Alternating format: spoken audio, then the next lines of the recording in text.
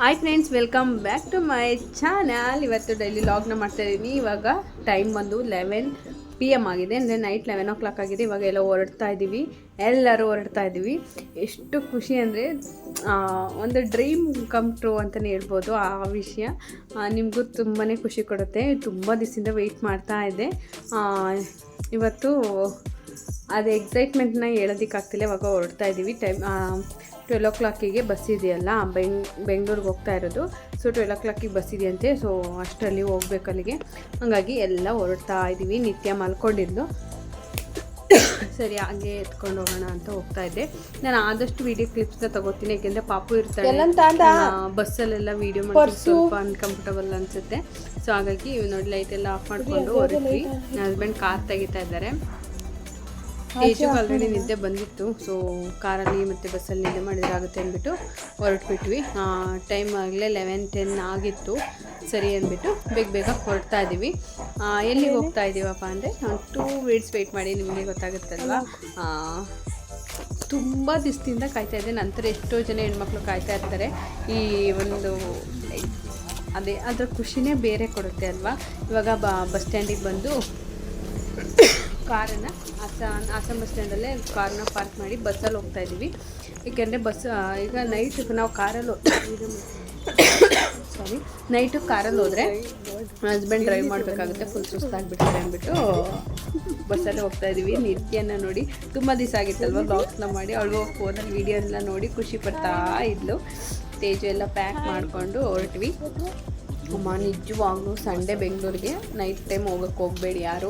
Bus ಸಿಗಲ್ಲ, ತುಂಬಾ rush ಇರುತ್ತೆ. ಅದರಲ್ಲೂ ಮಕ್ಕಳು ಕರ್ಕೊಂಡು ಯಾವುದೇ ಕಾರಣಕ್ಕೂ ಹೋಗೋದಕ್ಕಾಗಲ್ಲ. ನಾವು ಎಷ್ಟೊತ್ತು ವೆಯ್ಟ್ ಮಾಡಿದ್ವು ಅಂದರೆ 1 o'clock ಬಸ್ ಬಂದಿದ್ದು. 1 hour ವೆಯ್ಟ್ ಮಾಡಿದ್ವಿ.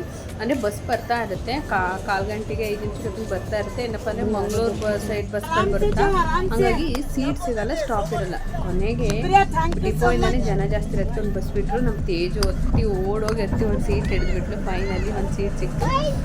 ನಿತ್ಯ ನಾನು ವಿಂಡೋ ಸೈಡ್ ಕೂತಿದ್ವಿ. ಹಸ್ಬೆಂಡ್ ಮತ್ತು ತೇಜು ಆ ಕಡೆ ಕೂತ್ಕೊಂಡು ಎಕ್ಸೈಟ್ಮೆಂಟ್ಗೆ ಏನು ಆಗ್ತಿರ್ಲಿಲ್ಲ ನನಗೆ. ಈಗ ನಾವು ಇಲ್ಲಿಂದ ಹೊರಟ ಮೇಲೆ ಬೆಂಗಳೂರು ಮೆಜೆಸ್ಟಿಕ್ ಹೋಗೋಷ್ಟರಲ್ಲಿ 4 o'clock ಆಗಿತ್ತು. ತುಂಬಾ ಮಳೆ, ವೀಡಿಯೋ ಮಾಡೋದಕ್ಕೆ ಆಗಲಿಲ್ಲ. ಅಲ್ಲಿ ಅಷ್ಟು ಮಳೆ. ಆಟೋದಲ್ಲೇ ಹೋಗ್ಬಿಡೋಣ ಅಲ್ಲಿಗೆ ಸ್ಟುಡಿಯೋ ಹತ್ರಕ್ಕೆ ಅಂದರೆ ಆಟೋದವರು ಡಬಲ್ ಚಾರ್ಜ್ ಕೇಳ್ತಾ ಇದ್ದಾರೆ. 300 ರೂಪಾಯಿ ಆಗುತ್ತಂತೆ. ಮೆಜೆಸ್ಟಿಕ್ಕಿಂದ ಕೆಂಗೇರಿಗೆ 150 ಆಗುತ್ತೆ, ನೀವು 350 ಕೊಡ್ಬೇಕು ನಮಗೆ ಅಂದರು. ಬೇಡ ಬಸ್ಸಿಗೆ ಹೋಗೋಣ ಅಂದ್ಬಿಟ್ಟು ಅಲ್ಲಿಂದ ಸೀದಾ ಮಳೆ ನಿಂತ ಮೇಲೆ ಬಸ್ಸಿಗೆ 6 o'clock ಹೋಗಿ ಶೂಟಿಂಗ್ಗೆ ಮೇಕಪ್ ಎಲ್ಲ ಮಾಡಿದರು. ಅಂದರೆ ನಾವು ಹೋಗಿದ್ದು ಸುವರ್ಣ ಸೂಪರ್ ಸ್ಟಾರ್ಗೆ. ನಮ್ಮ ನಿತ್ಯ ಹುಟ್ಟಿದಾಗ ನಾನು ವೀಡಿಯೋ ಹಾಕಿದ್ದು ಅಲ್ಲಿಗೆ. ಅದು ಇವಾಗ ಕರೆದಿದ್ದು. ನಿಜವಾಗ್ಲೂ ಎಷ್ಟು ಖುಷಿ ಅಂದರೆ ನನಗೆ ಅದನ್ನು ಎಕ್ಸ್ಪ್ಲೈನ್ ಮಾಡೋದಕ್ಕೆ ಆಗ್ತಾಯಿಲ್ಲ. ಅಂದರೆ ನಾವು ಬರೀ ಜ್ಯುವೆಲ್ಲರ್ಸು ಮತ್ತು ಡ್ರೆಸ್ನ ತೊಗೊಂಡೋದ್ರೆ ಮಿಕ್ಕಿದ ಮೇಕಪ್ ಎಲ್ಲ ಅವರೇ ಮಾಡಿಕೊಡ್ತಾರೆ. ತುಂಬಾ ಚೆನ್ನಾಗಿತ್ತು. ಅಂದರೆ ಏನಪ್ಪ ಅಂದರೆ ಅದು ಫೀಲೇ ಬೇರೆ ಶೂಟಿಂಗ್ದು. ಫಸ್ಟ್ ಅವ್ರು ಎಕ್ಸ್ಪ್ಲೈನ್ ಮಾಡ್ತಾ ಇದ್ದಾರೆ. ವೀಡಿಯೋ ಮಾಡೋದಕ್ಕೆ ಬಿಡಲ್ಲ ಅವರು, ಒಂದು ಚೂರು ವೀಡಿಯೋ ಮಾಡೋದಕ್ಕೆ ಬಿಡಲ್ಲ. ನನ್ನ ಹಸ್ಬೆಂಡು ಗ್ಯಾಲ್ರಿಯಲ್ಲಿ ಕೂತಿದ್ರಲ್ವ, ಅಲ್ಲಿ ಅವರು ಕದ್ದು ಮುಚ್ಚಿ 1-2-3 ಶೂಟ್ನ ಮಾಡಿಕೊಟ್ಟಿದ್ರು ಅಷ್ಟೇ. ವೀಡಿಯೋನ ಏನಪ್ಪ ಅಂದರೆ 18 ವರ್ಷದ ಒಳಗಿನ ಮಕ್ಕಳನ್ನ ಗ್ಯಾಲ್ರಿಲಿ ಕೂರಿಸೋದಿಲ್ಲ, ಶೋ ಮಾಡೋದಿಲ್ಲ ಅವರು ವೀಡಿಯೋದಲ್ಲಿ. ಮಕ್ಕಳನ್ನ ಲೆಕ್ಕದಲ್ಲಿ ಅವರು ಚಿಕ್ಕ ಮಕ್ಳನ್ನ ಕರ್ಕೊಂಬರ್ಬೇಡಿ, ಡಿಸ್ಟರ್ಬ್ ಆಗುತ್ತೆ ನಿಮಗೆ ಅಂತಾರೆ. ಬಟ್ ನಮಗೆ ನೋಡ್ಕೊಳ್ಳೋದಕ್ಕೆ ಯಾರೂ ಇಲ್ಲ ಅಂತ ರಿಕ್ವೆಸ್ಟ್ ಮಾಡ್ಕೊಂಡಿದ್ದಕ್ಕೆ ನನ್ನ ದೊಡ್ಡ ಮಗಳು ನೋಡ್ಕೊಂಡ್ಲು, ತೇಜು. ಅಲ್ಲಿಗೆ ಕರ್ಕೊಂಡು ಹೋಗಿದ್ದು. ಬಟ್ ಮಕ್ಕಳನ್ನ ಗ್ಯಾಲ್ರಿಗೆ ಕೂರಿಸೋದಿಲ್ಲ, ಶೋ ಮಾಡೋದಿಲ್ಲ ಅಲ್ಲಿ ಶೋಗೆ. ಸೊ ನಮ್ಮ ಮಕ್ಕಳೇನು ಕಾಟ ಕೊಡೋದಿಲ್ಲ ಅಲ್ವಾ. ಸೊ ಹಾಗಾಗಿ ಹೋದ್ವಿ. ಅಲ್ಲಿ ಹೋದ್ಮೇಲೆ ಫಸ್ಟ್ ರಿಹರ್ಸಲ್ಲು ಅಂದರೆ ಶೋಗೆ ಯಾವ ಥರ ಬರಬೇಕು, ಸ್ಟೇಜ್ ಮೇಲೆ ಯಾವ ಥರ ಬರಬೇಕು, ಎಲ್ಲಿ ನಿಂತ್ಕೋಬೇಕು ಅನ್ನೋದನ್ನು ಈ ಮೇಡಮ್ ಹೇಳ್ಕೊಡ್ತಾ ಇದ್ದಾರೆ. ಜಾಸ್ತಿ ವೀಡಿಯೋನ ಮಾಡೋದಕ್ಕಾಗಲಿಲ್ಲ. ನಾನು ನೆಕ್ಸ್ಟ್ ವೀಡಿಯೋದಲ್ಲಿ ಹೇಳ್ತೀನಿ ಯಾವ ಥರ ಸೆಲೆಕ್ಟ್ ಆದ, ಯಾವ ಥರ ವೀಡಿಯೋ ಮಾಡಾಕ್ತೆ, ನನಗೆ ಯಾವಾಗ ಕಾಲ್ಸ್ ಬಂತು ಅನ್ನೋದನ್ನೆಲ್ಲ ನಾನು ನಿಮಗೆ ಹೇಳ್ತೀನಿ. ಇಲ್ಲಿ ಬಂದು ನಾನು 3 ರೌಂಡ್ ಆಡಿದೆ, ವಿನ್ ಆಗಲಿಲ್ಲ. 3 ರೌಂಡ್ ಆಡಿದ್ದು ನಾನು. ಫಸ್ಟ್ನೇದು ನುಡಿ ಕನ್ನಡದಲ್ಲಿ ಸೆಕೆಂಡ್ ಬಂದೆ. ಅದಕ್ಕೆ ನನಗೆ 3 ಆರ್ಟ್ ಬಾಕ್ಸ್ ಸಿಕ್ಕಿದೆ. ಇನ್ನು 2ನೇ ರೌಂಡಲ್ಲಿ ನಾನೇ ಗೆದ್ದಿದ್ದು. ಕ್ರೇಜಿ ಕುರುಕ್ಷೇತ್ರದಲ್ಲಿ 4ಕ್ಕೆ ಆನ್ಸರ್ ಮಾಡಿದೆ.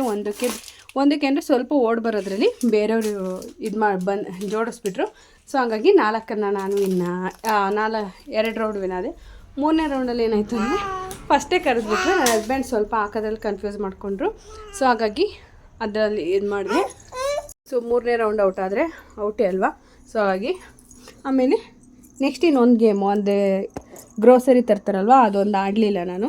ಬಟ್ ತುಂಬಾ ಖುಷಿ ಆಯಿತು, ತುಂಬಾ ಆಸೆಪಟ್ಟು ಹೋಗಿದ್ದಂಥ ಶೋ ಅದು.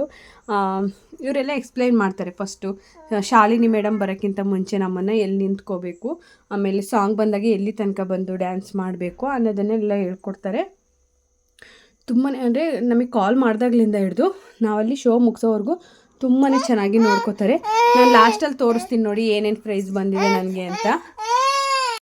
ಆಮೇಲೆ ಬೆಳಗಿನ ಟಿಫನ್ ಅಲ್ಲೇ ಇರುತ್ತೆ. ದಿನಕ್ಕೆ 3 ಶೂಟ್ ಮಾಡ್ತಾರೆ ಅವರು, 3 ಎಪಿಸೋಡ್ ಶೂಟ್ ಮಾಡ್ತಾರೆ. ಒಂದು 7 o'clock ಶುರುವಾಗುತ್ತೆ, ನಾವು ಹೋಗಿದ್ದು 7 o'clock ಶೂಟ್ ಇತ್ತು. ಇನ್ನೊಂದು 12 o'clock ಇತ್ತು, ನಮ್ಮದು 11 o'clock ಮುಗೀತು. 1 hour ಮಧ್ಯದಲ್ಲಿ ರೆಸ್ಟು, ಅಂದರೆ ಶಾಲಿನಿ ಮೇಡಮ್ ಮತ್ತು ಡ್ರೆಸ್ ಎಲ್ಲ ಚೇಂಜ್ ಮಾಡ್ಕೊಂಡು ಬರಬೇಕಲ್ವ. ಸೊ ಹಾಗಾಗಿ ಅವರಿಗೆ 1 hour ಗ್ಯಾಪ್ನ ಕೊಡ್ತಾರೆ. ಅಷ್ಟರಲ್ಲಿ ಇವ್ರು ನೆಕ್ಸ್ಟ್ ಬಂದಿರ್ತಾರಲ್ಲ ಅವರಿಗೆ ಎಕ್ಸ್ಪ್ಲೈನ್ ಮಾಡ್ತಾರೆ. ಅವತ್ತು ಸೆಕೆಂಡ್ ಶೂಟ್ ಇದ್ದಿದ್ದು ರಕ್ಷಾಬಂಧನ್ ಥೀಮಲ್ಲಿ ಇದ್ದಿದ್ದು. ರಕ್ಷಾಬಂಧನ್ ಎಪಿಸೋಡ್ ನಡೀತಾ ಇತ್ತು. ಅಂದರೆ ನಮ್ದಾದ್ಮೇಲೆ ಅಲ್ಲಿರೋ ಹಾಗಿಲ್ಲ, ಕಳಿಸ್ಬಿಡ್ತಾರೆ.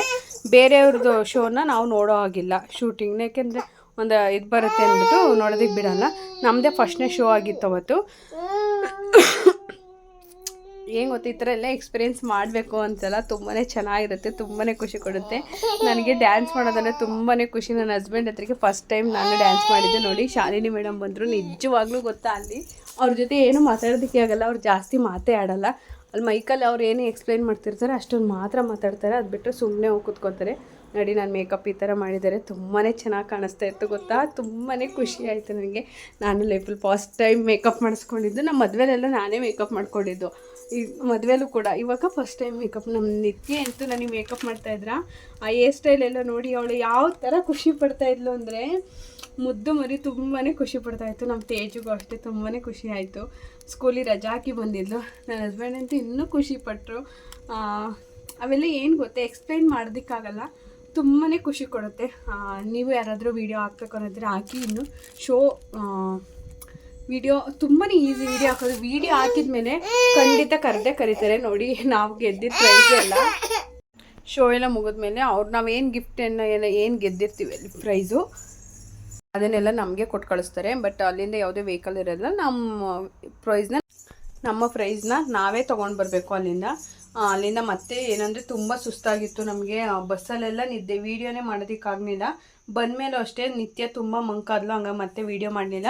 ಇಲ್ಲಿ ಇದೆ ಇದು ಆರ್ಟ್ ಬಾಕ್ಸು ಕೊಟ್ಟಿರೋದು. 3 ಆರ್ಟ್ ಬಾಕ್ಸ್ ಇದೆ, 1 2 3.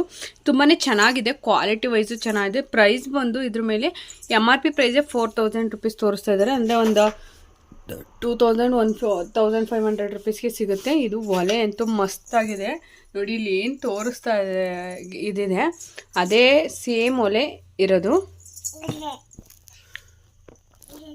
ನೋಡಿ. ತುಂಬ ಚೆನ್ನಾಗಿದೆ ಗೊತ್ತಾ. 4 ಬರ್ನರ್ ಸ್ಟವ್ ಇದು ಅಲ್ವಾ ಕಂದ?